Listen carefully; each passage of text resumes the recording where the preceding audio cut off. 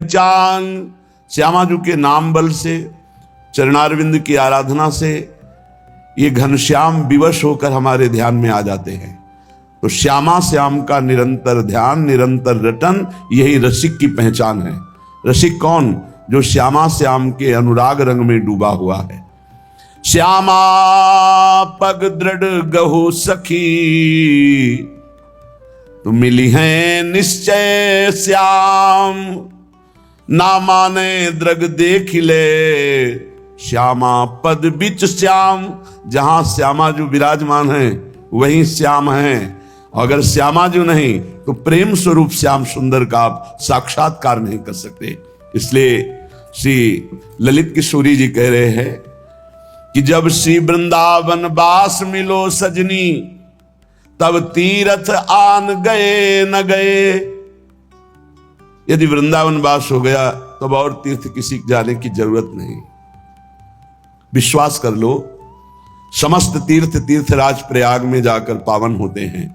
और तीर्थराज प्रयाग जब यहां 12 वर्ष के बाद कुंभ पड़ता है, तब यहां आकर रज में लौटते हैं, जिससे वो परम पावन हो जाते हैं।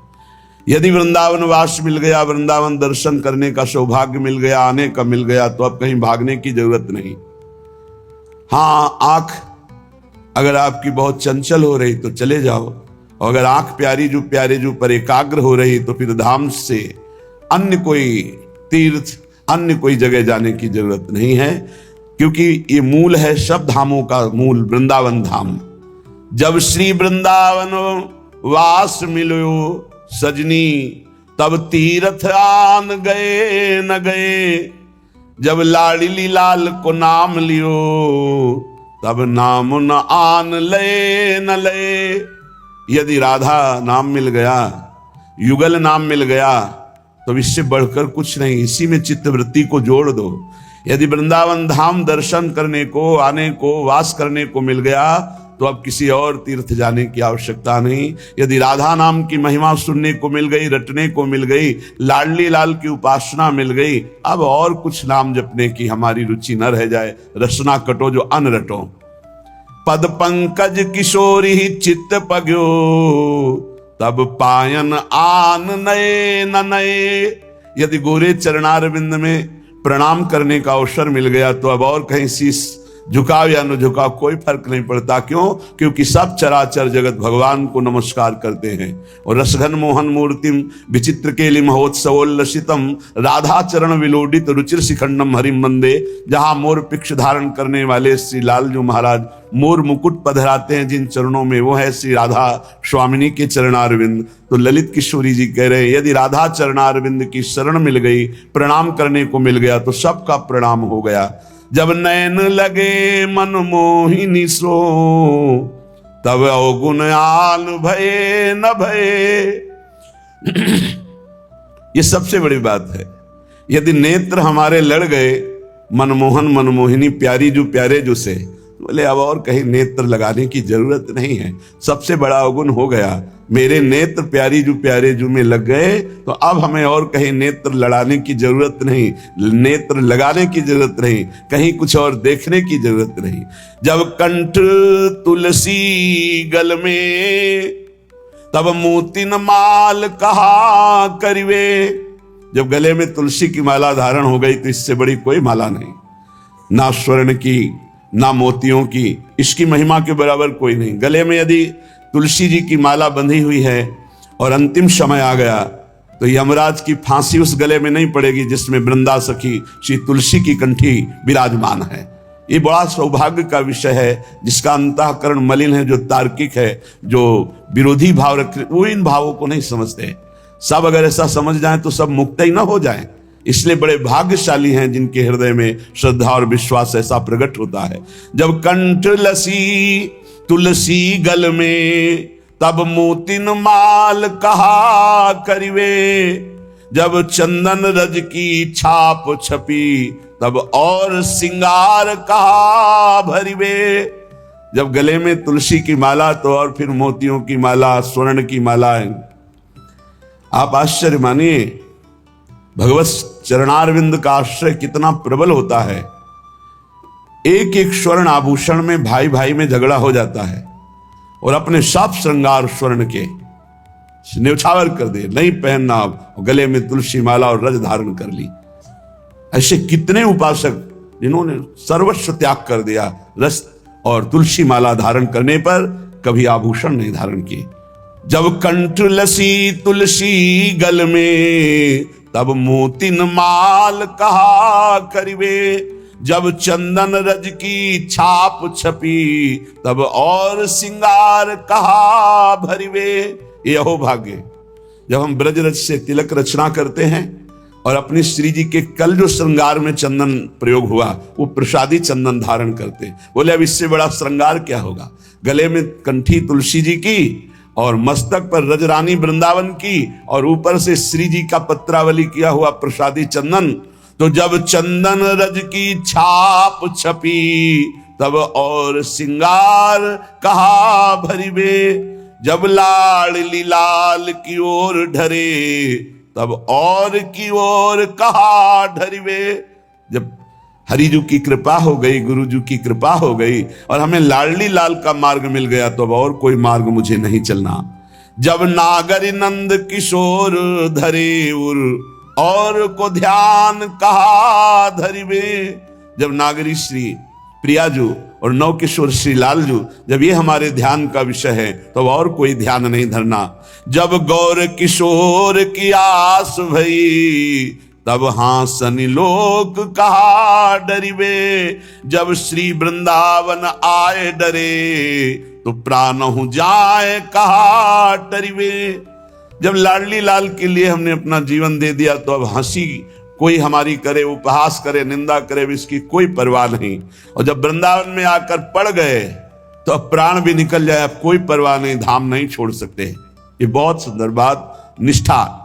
जब वृंदावन वास मिला तो हमें और किसी तीर्थ जाने की जरूरत नहीं। जब लाडली लाल का नाम मिल गया, राधा नाम मिल गया, तो अब हमारी रसना अनन्य होकर इसी को रटेगी।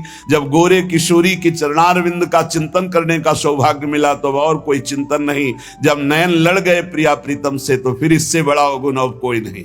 अब किसी और की तरफ नयन नहीं लड़ाएंगे। जब गले में तुलसी की माला धारण कर ली, तो अब स्वर्ण के आभूषण और मोतियों की माला किसी काम की नहीं। जब रज और चंदन की छाप लगा ली, तो इससे बड़ा और कोई श्रृंगार नहीं। जब लाडली लाल का मार्ग मिल गया, तो इससे बड़ा कोई मार्ग नहीं। जब नागरी नंद किशोर का ध्यान धर रहे, तो इससे बड़ा कोई ध्यान नहीं।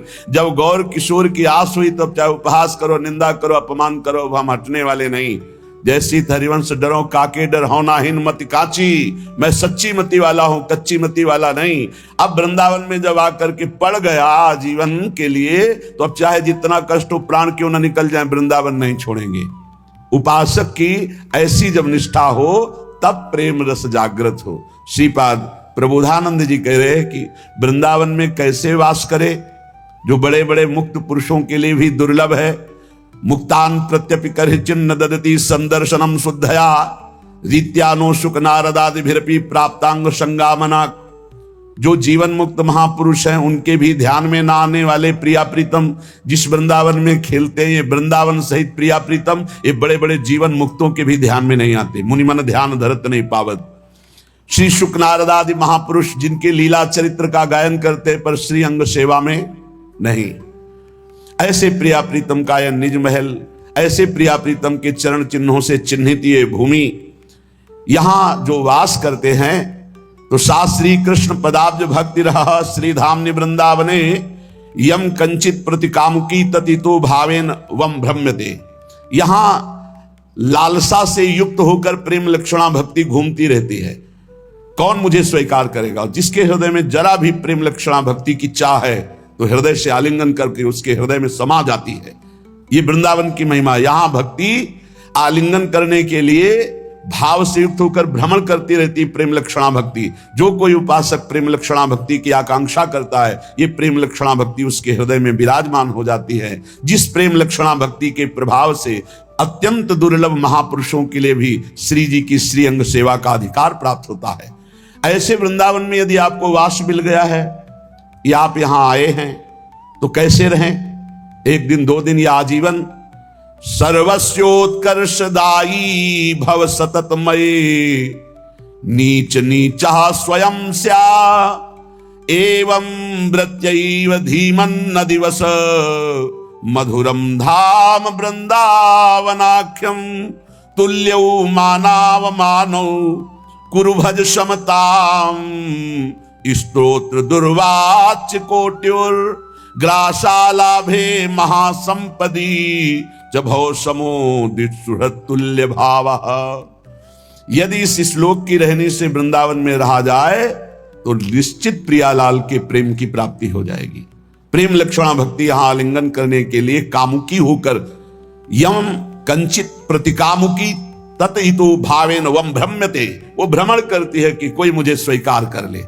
यहां फिरे स्वार्थ अपने भजन गए फिरे बाह। यहां प्रेम लक्षणा भक्ति आलिंगन करने के लिए कामुकी होकर भ्रमण करती है कि कोई वृंदावन वासी मुझे स्वीकार कर ले।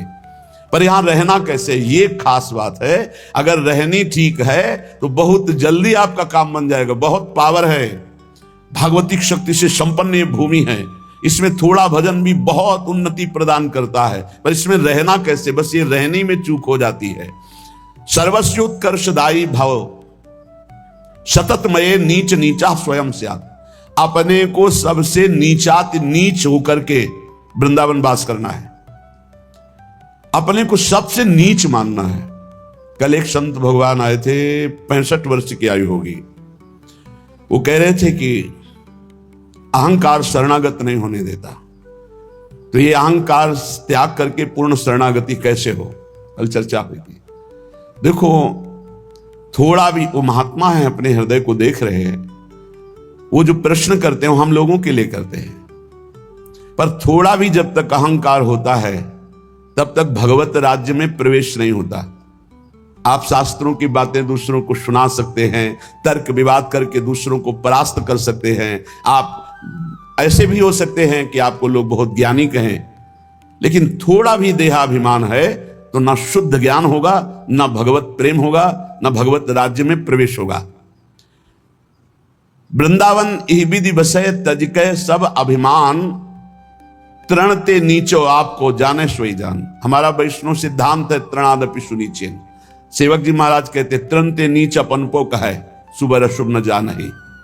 तृण से भी नीच अपने को जो मानता है वही शुभ अशुभ पर विजय प्राप्त करके भगवत प्रेम को प्राप्त करता है। देखो विचार करके देखो तो तुम्हारे पास अभिमान करने लायक है क्या? विवेक पूर्वक देखो तुम्हारे पास है क्या अभिमान करने लायक? शरीर भगवान ने दिया, बुद्धि भगवान ने दी, भगवान ने सतमार्ग दिया, भगवान ही हम पर कृपा करके ये सतमार्ग के सद्गुण प्रकाशित कर रहे हैं, उन्हीं के द्वारा सब कुछ हो रहा है। फिर अभिमान आप किस बात का करते हैं? आप में इतनी भी तो ताकत नहीं कि आपका एक रोम गिर जाए और आप पुनः उसे स्थापित कर लें। इतनी ताकत नहीं कि एक रुआ आप लगा सके। अगर रोम गिर गया तो दोबारा आप लगाने की सामर्थ्य नहीं रखते। फिर आप में किस बात का अभिमान? प्रभु ना चाहें तो आप एक शब्द नहीं बोल सकते। वो चाहें तो मूकम करोति वाचालम पंगुम लंघयते गिरिम यत् कृपातम हम वंदे परमानंद माधवम। वो गूंगे से वेद पढ़वा दें, लूले लंगड़े से पहाड़ फंदवा दें, अर्थात जो असमर्थ है उससे बड़ा कार्य करवा दें, वो सर्व सामर्थ्यशाली। तो अभिमान किस बात का भाई? वृंदावन इह विधि बसय तज के सब अभिमान का त्याग करके अपने को तृण से भी नीच समझे तो वृंदावन की महिमा प्रकाशित हो जाए। कह रहे हैं नीचा नीच स्वयं स्यात्, अपने को तो सबसे नीचात नीच समझे। देखो भाई इसे पकड़ो, ये वृंदावन की रहनी है। ये अहंकार कहता रहता है हम कुछ हैं, कुछ नहीं भाई, कुछ नहीं। एक शब्द नहीं बोल सकते, एक श्वास नहीं खींच सकते।